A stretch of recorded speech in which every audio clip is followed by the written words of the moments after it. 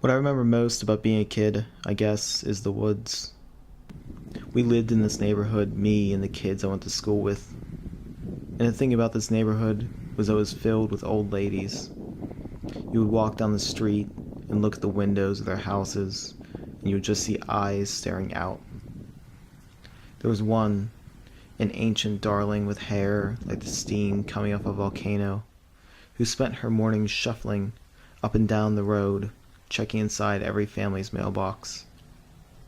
That was before she died.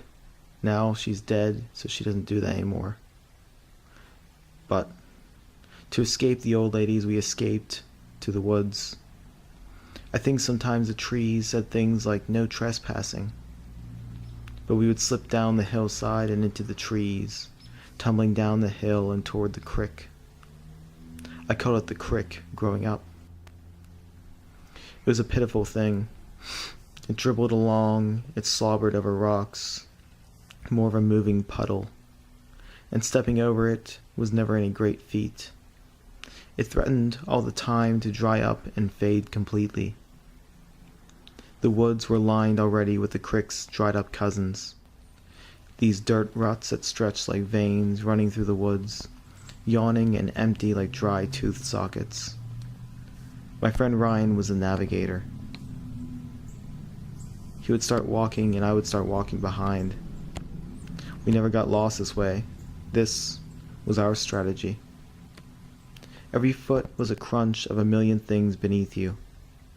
Dried leaves, busted branches, the grit of stones, mud that squoozed up over the soles of your shoes. Everywhere all around you, you could hear the deer running into things. We would walk alongside the crick, every once in a while jumping back and forth across it and across it again. All the trees were strong and too tall to climb into. They were giants that we walked at the feet of. Through the jagger bushes, we stepped carefully. They grew in labyrinths, and we had to pick our way through, ducking under and stomping on top of, and dislodging from our skin.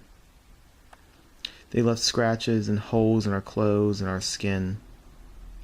When the jaggers made Ryan bleed, afterward he would suck the blood out and say, "It tastes like orange juice, do you want some?" When he would say this, I would always say, "No thanks, no thank you."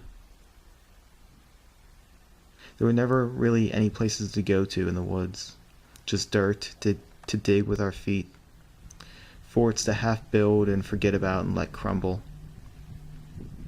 We would find garbage, planks of rot wood, mossy tires, beer bottles that Ryan liked to bust open by chucking against a tree. I never liked much the sound of things breaking, especially the beer bottles shattering, which always sounded so tired, like a last breath. We picked black raspberries in summer, systematically removing berries from their bushes before the birds could get at them. Berries tucked into mouths and tucked into bowls for later.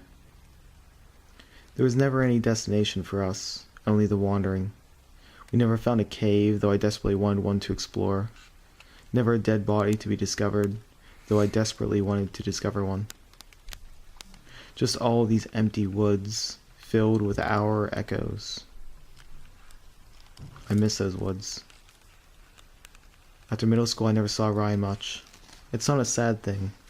It's just one of those things that happens, and it's not that you're terribly sad that it happens. It just does, and does, and does. We grow apart and become different people. We leave the woods. I go back every once in a while, try to pick my way back through the old trees and find the old crick and the old dirt and the old broken forts, to find what it is I found so many times before. But the woods are so alone, and without anyone to walk behind of, I don't know how to get anywhere.